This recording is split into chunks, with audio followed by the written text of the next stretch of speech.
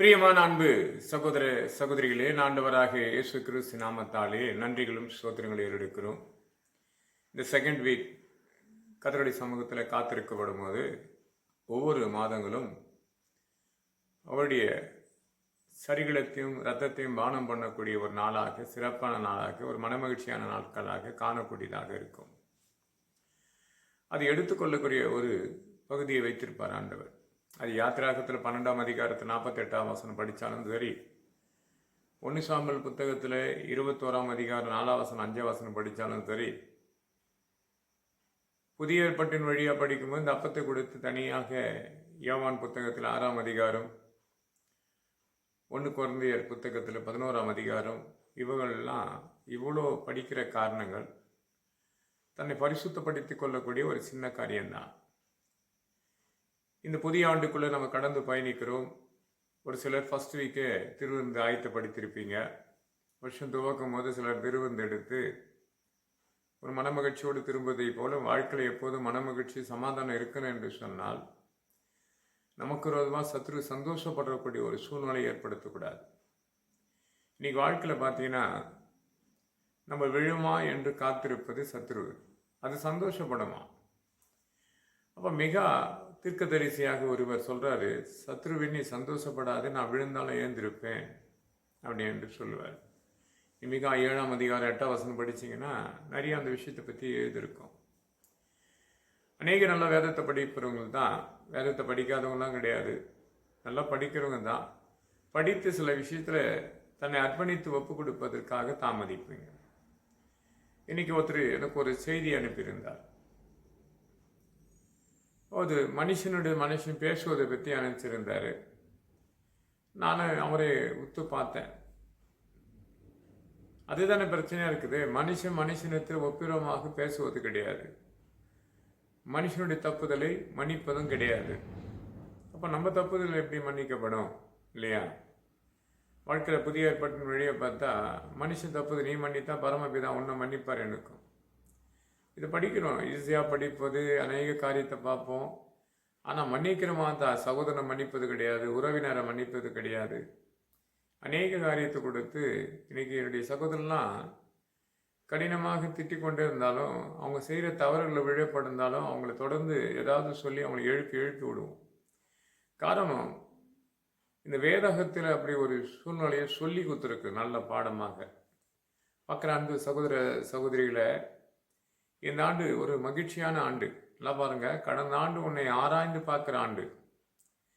இந்த ஆண்டு நீ பார்த்தனா மகிழ்ச்சி அடையக்கூடிய ஆண்டுகள், தேவன் மனமகிழ்ச்சியாக அவங்க நடத்தக்கூடிய ஆண்டுகள். இந்த மனமகிழ்ச்சியான ஆண்டுகளை எப்படியெல்லாம் தேவன் நம்மளை கேள்விகள் கேட்டிருப்பா தெரியுமா? ஒருவன் பசி எடுப்புன்னு சொல்லும் போது, என்கிட்ட சாதாரண அப்பம் கிடையாது, பரிசுத்த அப்பம் இருக்கான், ஆனால் அது வாலிபர்களாக இருந்தாலும் என்ன பண்ணலாம், பரிசுத்தத்தோடு இருக்கணும்னு கேட்கப்படும் போது, நான் புறப்படும் முன்பும் நேற்றும் இன்றும் நான் பரிசுத்தமாக இருக்கிறேன் என்று தாவீது சொல்வார். அந்த அதனுடைய விண்ணப்பமே பாருங்க. ஒரு ராஜா, ஒரு நாட்டின் ராஜா, அதுவும் கோலியாத்து என்று ஒரு முறியடித்து ராஜாவாக வெளிப்பெற்று அவருக்குள்ளே ஒரு மகிமையாக தேவன் உயர்த்திருந்தாலும், அங்கே ஒரு ஊழியக்காராக இருந்து சொல்லக்கூடிய வார்த்தைக்கு கீழ்ப்படியவர்களாக கேட்ட கேள்விக்கு பதில் கொடுக்குறார்.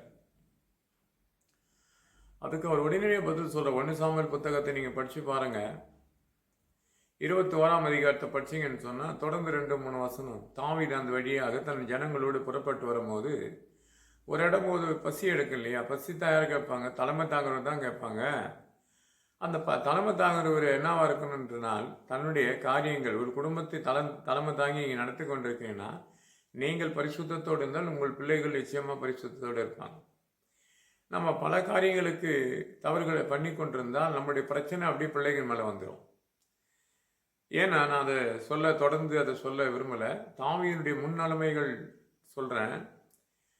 தாவீது ஒரு ராஜாவாக இருக்கப்படும் போது, தொடர்ந்து பயணிக்கும் போது, ஒரு பசி எடுக்கும் போது அந்த ஊழியக்காரன் கேட்குற ஒரே கேள்வி என்னடான்னு சொன்ன, இதுதான், நீ பரிசுத்தத்தோடு இருக்கிறியா? அதுக்கு அவன் சொல்கிற பதில் எப்படின்னா, நேற்று, அதாவது நான் கிளம்பும் முன்பே நேற்றுதான் இன்றும் நான் பரிசுத்தது. அப்போ 3 நாள் என்ன பண்ணும், ஒரு காலகட்டாயத்தில் நான்லாம் திருவிருந்து எடுக்கிறேன்னு சொன்னால் 3 நாள் இருப்பேன். எப்படி இருப்பேன் 3 நாள்னா, ஒரு சனிக்கிழமை துவக்கி மத்தியானத்துக்கு உள்ள சாப்பிட்டு முடிச்சிடுவேன்.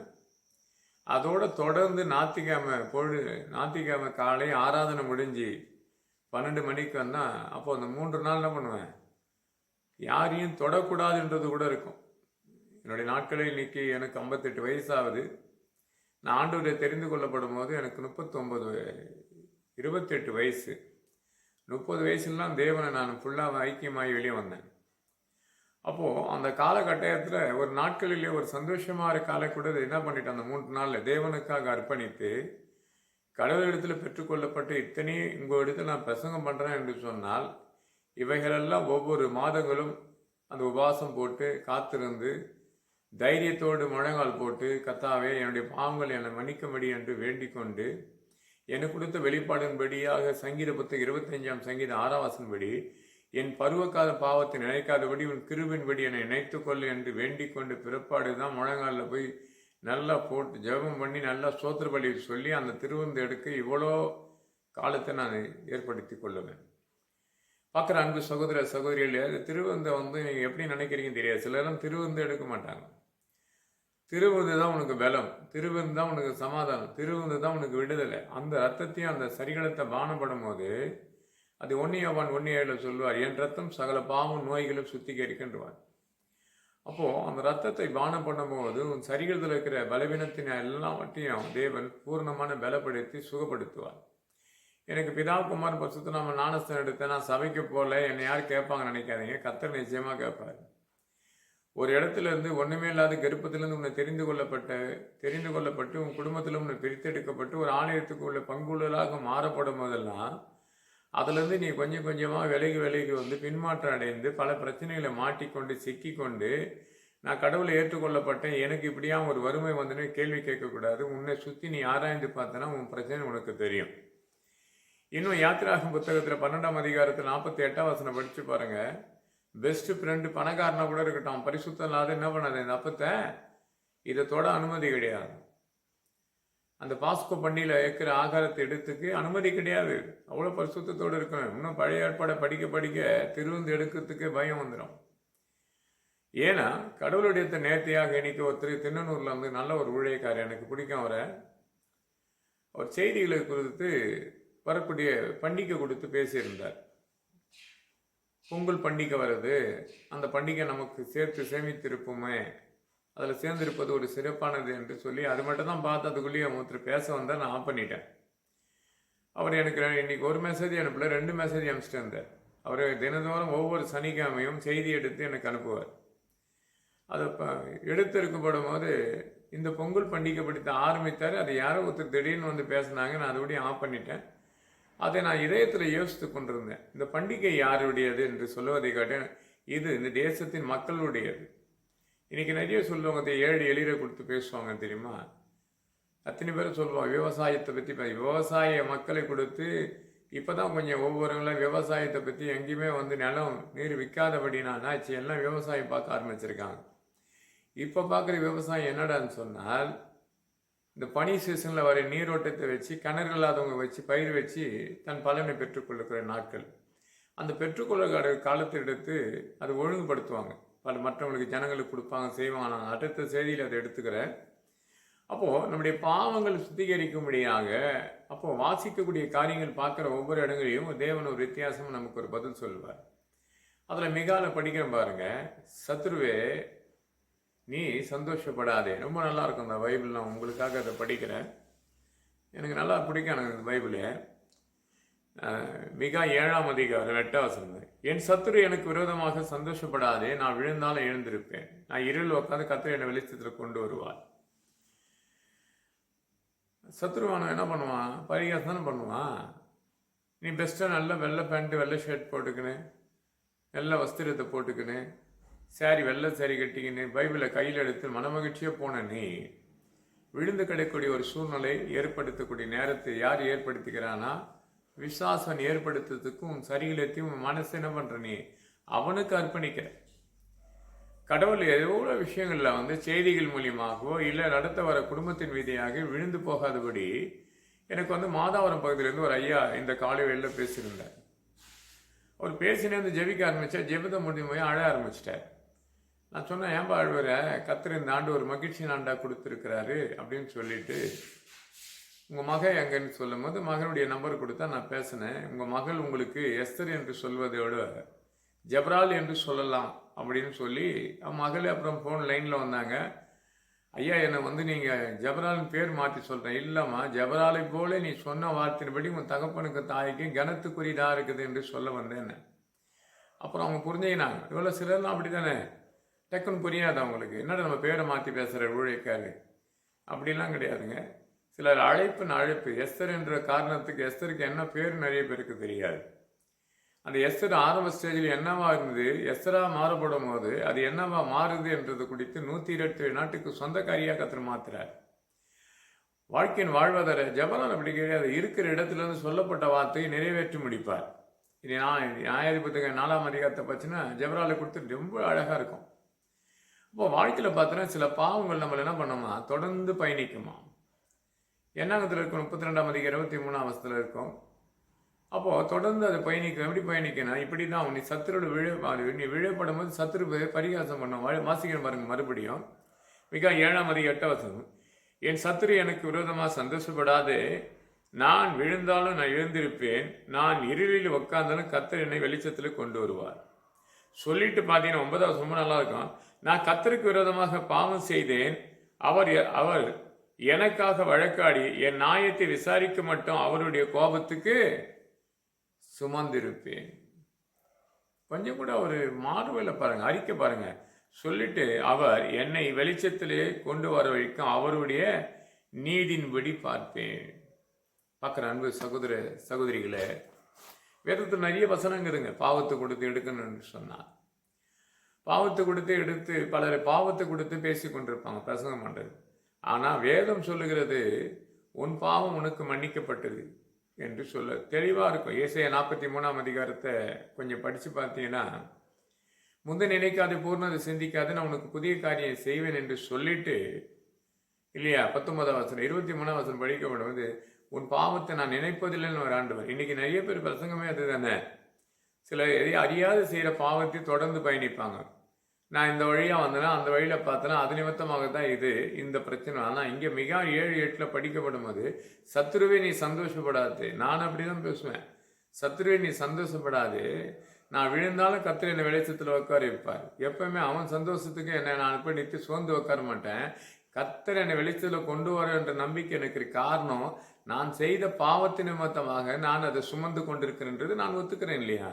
இன்னைக்கு நீ பார்க்குற அன்பு சகோதர சகோதரிகளை, இன்னைக்கு எத்தனையோ தப்புதல் இருக்கும் இல்லையா.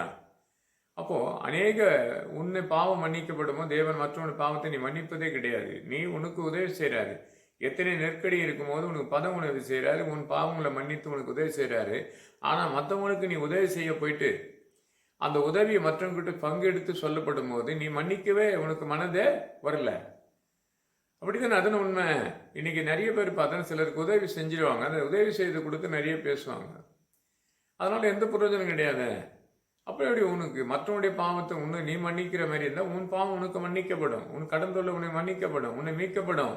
ஆனால் இன்னைக்கு பேர் அண்ணன் ஒருத்தர் கடன் வாங்கிட்டாங்கன்னா அவங்களை கொடுத்து அடிமைப்படுத்த பார்ப்பாங்க. நல்லா பைபிள் ரொம்ப தெளிவாக இருக்கு.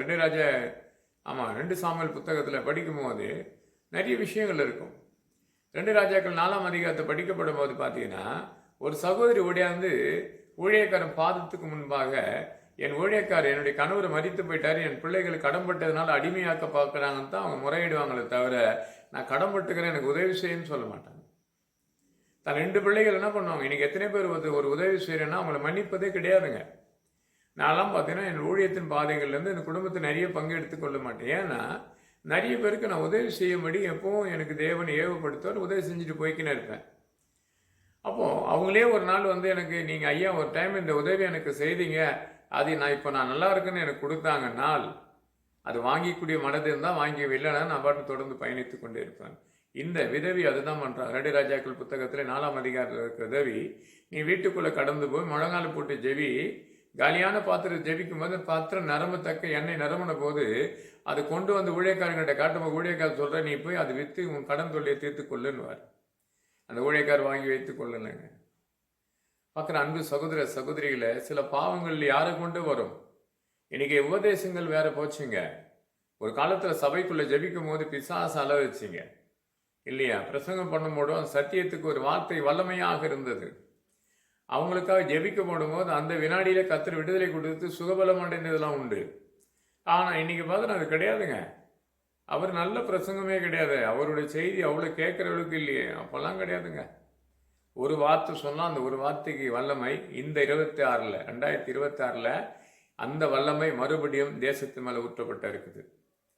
பார்க்குற அன்பு சகோதர சகோதரிகளை எதை கொடுத்து இன்னைக்கு பயப்படாதீங்க, எதை கொடுத்து வருத்தப்படாதீங்க. ஒரே ஒரு காரியத்துக்கு உங்கள் மனதில் அந்த பயம் இருந்தால், நீ தேவனுக்கு முன்பாக இங்கே மிகால தீர்க்கதரிசியாக சொல்லுறது போல, நான் பாவம் செய்தபடினா இதை நான் என்ன பண்ணுறேன், இதை நான் ஏற்றுக்கொள்கிறேன்றான். சத்ரு நீ சந்தோஷப்படாதே, நான் விழுந்தாலும் எழுந்திருப்பேன். தேவனை நீ இருளில் தள்ளினாலும் என்னை வெளிச்சத்தில் உட்கார வைப்பாரு.